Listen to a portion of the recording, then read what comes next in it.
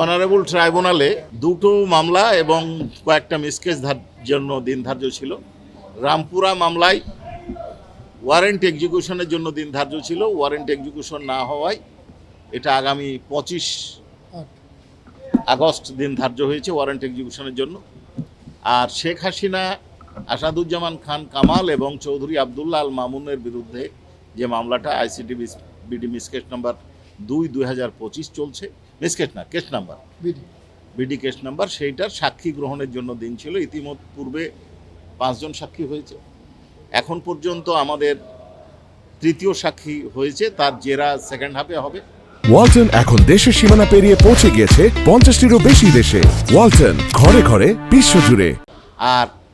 আর একজন সাক্ষীর আমরা হাজিরা দিয়েছি। এ পর্যন্ত আজকে যে সাক্ষীর মূল বিষয়বস্তু ছিল, একজন আন্দোলনকারী সবজি বিক্রেতা, তিনি আন্দোলনে যোগ দেওয়ার সময় তাকে এবং ছাত্র জনতাকে লক্ষ্য করে উত্তরা এলাকায় গুলি করা হয়েছিল।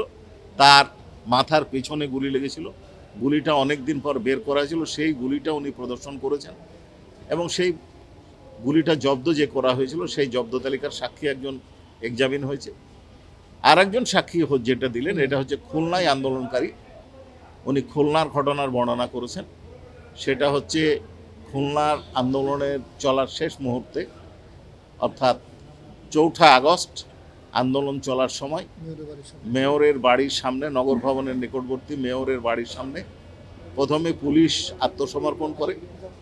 আত্মসমর্পণ করার পর পুলিশ চলে যায়, কিন্তু ওনারা যখন চলে যাচ্ছিলেন বা দাঁড়িয়েছিলেন, হঠাৎ করে অতর্কিতে পুলিশ তাদের উপর আক্রমণ করে।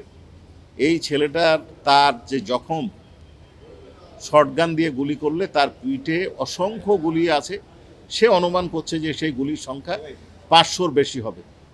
ওই সময় সে চিকিৎসা পায় নাই। তার পিছনে যে বড় গুলিটা ছিল, উইদাউট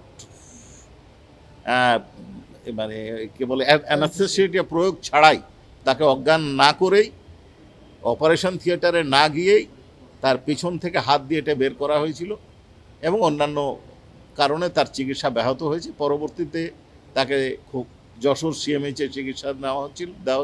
এখন তিনি বাংলাদেশ মেডিকেল বিশ্ববিদ্যালয়ে চিকিৎসাধীন আছেন। সেইখান থেকে চিকিৎসা নিয়ে সাক্ষী দিতে আসছেন।